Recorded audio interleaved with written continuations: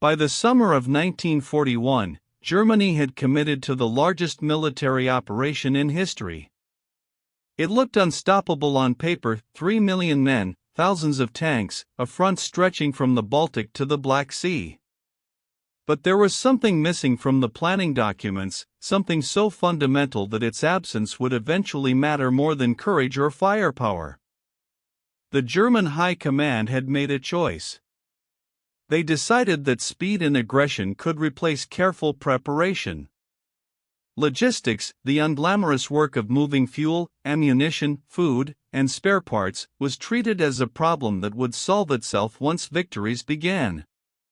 It was a decision made in confidence, and it would prove irreversible. Tonight, we examine how one of history's most powerful military machines ran itself into the ground, not because it lost battles, but because it never planned to fight a long war. Wars are not won by plans alone. They are won by the ability to sustain those plans across time and distance. Every army in history has understood this basic truth: soldiers need food, vehicles need fuel, weapons need ammunition. When those things stop flowing, everything stops. Germany in 1941 was a nation rich in military tradition but poor in natural resources. It had no major oil fields. Its industrial base, while advanced, could not match the combined output of its eventual enemies. The strategic decision to ignore logistics was not just a mistake, it was a decision to wage a type of war Germany's economy could not support. What makes this choice historically significant is not that it failed. It's that the warning signs were visible from the beginning, and they were dismissed. In Berlin, the mood in early 1941 was one of confidence bordering on certainty. France had fallen in 6 weeks. Poland in 4. The Balkans had been overrun in a matter of days. To many in the German leadership, these victories proved that modern warfare had changed, that speed and shock could achieve what careful preparation once required. Hitler and his inner circle believed they were witnessing a revolution in military affairs. The Blitzkrieg doctrine had worked repeatedly. Why, they reasoned, would the next campaign be any different? This was not ignorance. It was overconfidence dressed up as strategic vision. Logistics officers raised concerns. They presented calculations showing that existing supply lines could not support a deep advance into Soviet territory. But in a political environment that rewarded boldness and punished caution, those concerns were easy to dismiss. The German plan rested on a single assumption: the Soviet Union would collapse quickly. If Moscow fell within 3 to 4 months, the question of long-term supply wouldn't matter. The war would be over before logistics became critical. This assumption was built into every aspect of the planning. Fuel stockpiles were calculated for a short campaign. Ammunition production was not scaled up.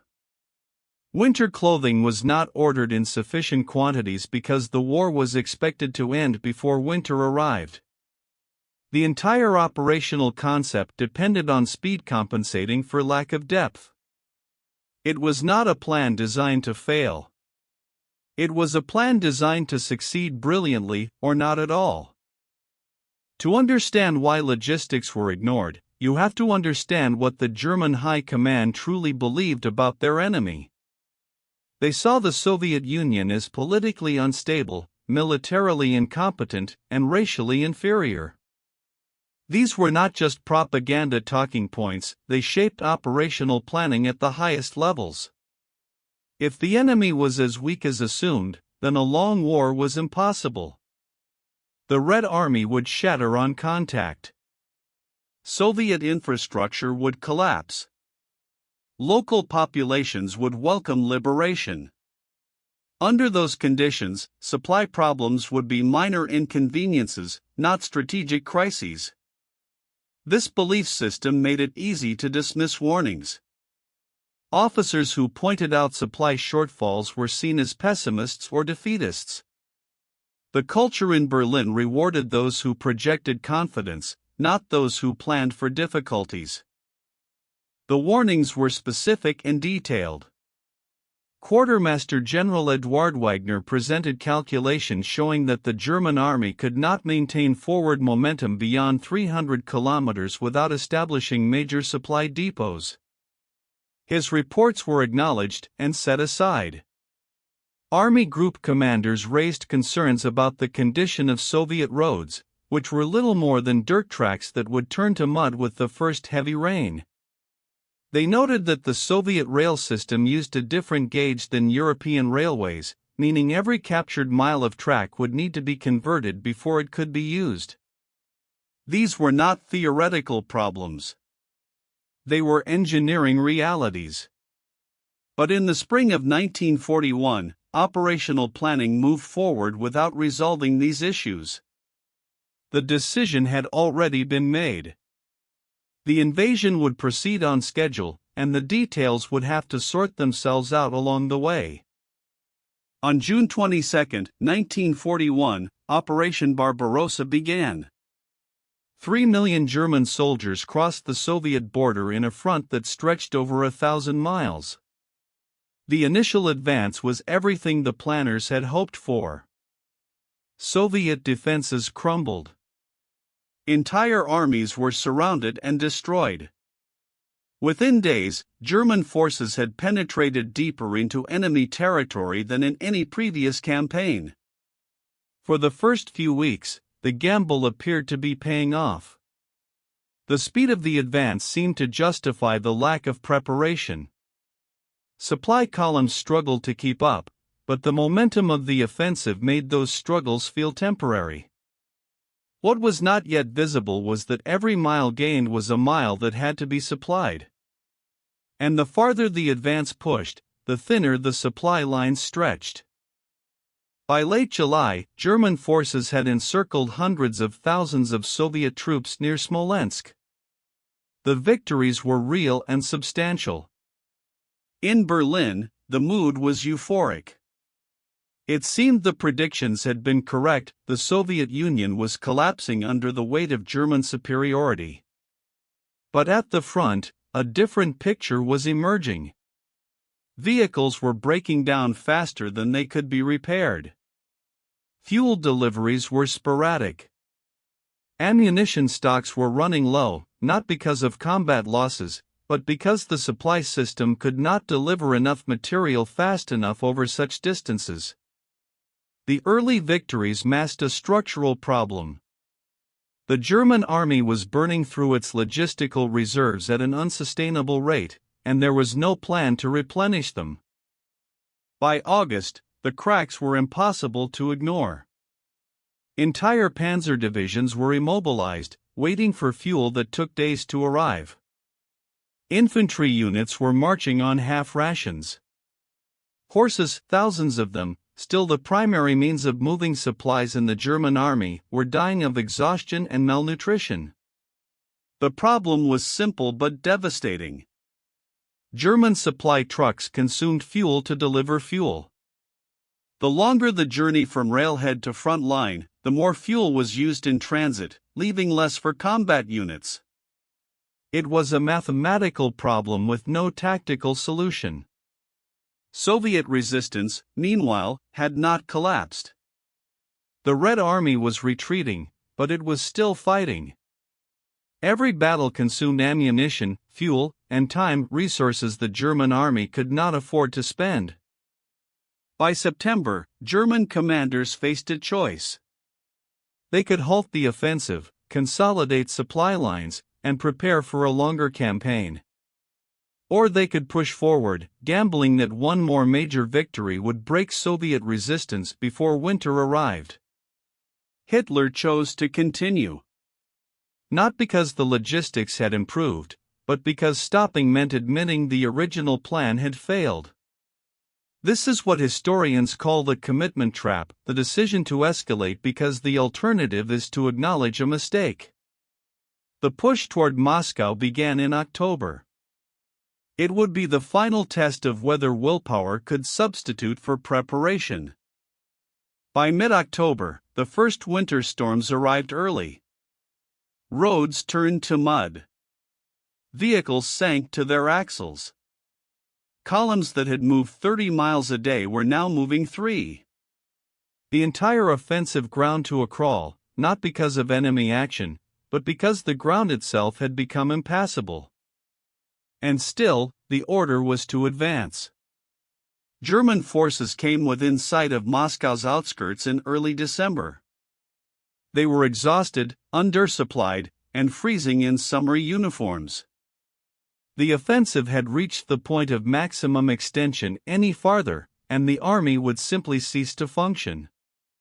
This was the moment when the consequences of ignoring logistics became irreversible.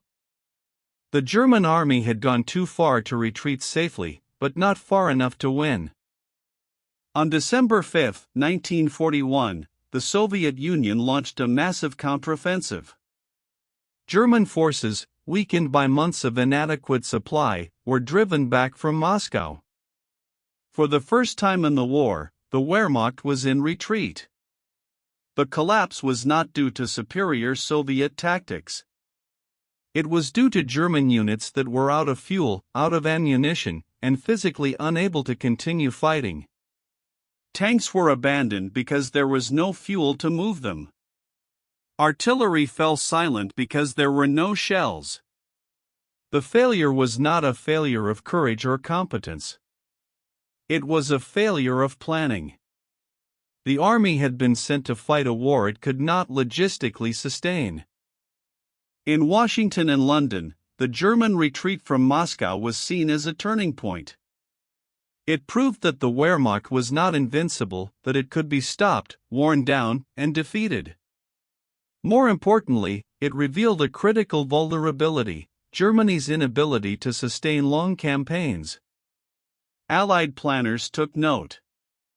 If Germany could not supply its own armies adequately, it certainly could not outlast a coalition with access to the resources of the British Empire and the industrial capacity of the United States. The war was no longer a question of if Germany would lose, but when. The strategic initiative, quietly but decisively, had shifted. The failure to plan for logistics had consequences far beyond the battlefield. By early 1942, Germany faced a full-blown resource crisis. Oil reserves were critically low. Rubber, copper, and other essential materials were in short supply. The economy was being asked to support a war it was never designed to fight. Desperate measures followed. Synthetic fuel production was ramped up, but it could not match demand. Conquered territories were stripped of resources, but this created resentment and resistance. Forced labor was expanded, but productivity remained low. The fundamental problem remained unsolved. Germany was fighting a global war with a regional economy. Every month the war continued, the gap between needs and resources grew wider. By 1943, even the most optimistic voices in Berlin could no longer ignore reality. Internal reports from the Eastern Front painted a bleak picture. Units were operating at half strength. Equipment losses exceeded production. The army was consuming resources faster than the economy could replace them. Hitler's response was to demand greater effort, harsher discipline, and unwavering commitment. But willpower could not create fuel that did not exist or transport supplies over roads that had been destroyed. The gap between rhetoric and reality had become unbridgeable. Some officers quietly began to understand that the war was unwinnable. Not because Germany lacked brave soldiers, but because it had never built the logistical foundation necessary for a long conflict. The decision to ignore logistics did not just lose battles. It lost the war. By 1944, the German army was a shadow of its former strength. Divisions existed on paper but had no vehicles, no fuel, and no ammunition.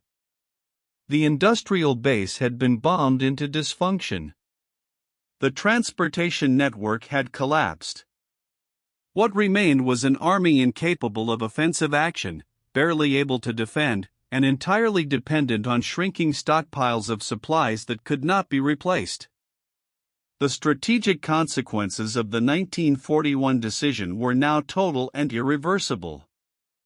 History would record this as one of the most catastrophic planning failures of the 20th century, not because the plan was poorly executed, but because it was never designed to succeed in the long term. Historians have spent decades analyzing what went wrong. Some point to Hitler's refusal to listen to experts. Others emphasize the ideological blindness that led to underestimating the Soviet Union. Still others focus on the structural weaknesses of the German economy. But there is broad agreement on one point: the failure to plan for logistics was not a secondary mistake. It was the central failure that made eventual defeat inevitable. No amount of tactical brilliance or battlefield courage could compensate for an army that could not feed, fuel, or supply itself over the distances required. The lesson is clear. Strategy without logistics is fantasy. Plans without resources are wishes. Wars are won not by those who fight hardest, but by those who can sustain the fight longest. The choice to ignore logistics in 1941 offers a lesson that extends beyond World War II. It speaks to the danger of confusing confidence with competence, of mistaking past success for future invincibility, and of allowing ideology to override practical reality. Germany entered the war with one of the most capable armies in the world. It lost because that army was asked to do something it was never equipped to sustain. The failure was not in the fighting, it was in the planning that came before the first shot was fired. For anyone studying strategy, leadership, or decision-making, this stands as a reminder: the unglamorous work of preparation matters more than the dramatic moments of action. Logistics is not the boring part of war. It is the part that determines whether wars can be won at all. The decision to ignore logistics was made in confidence, executed with determination, and sustained by faith in victory. But confidence does not move supplies. Determination does not create fuel. And faith does not fill empty stomachs or ammunition crates. By the time Germany recognized the magnitude of its mistake, it was far too late to correct. The army that had conquered most of Europe was defeated not by a single battle, but by a slow, grinding collapse of its ability to sustain itself. This is how great powers fall, not in a single catastrophic moment, but through the accumulation of consequences from decisions that could not be undone. The choice to ignore logistics was one such decision. And history remembers it as the beginning of the end.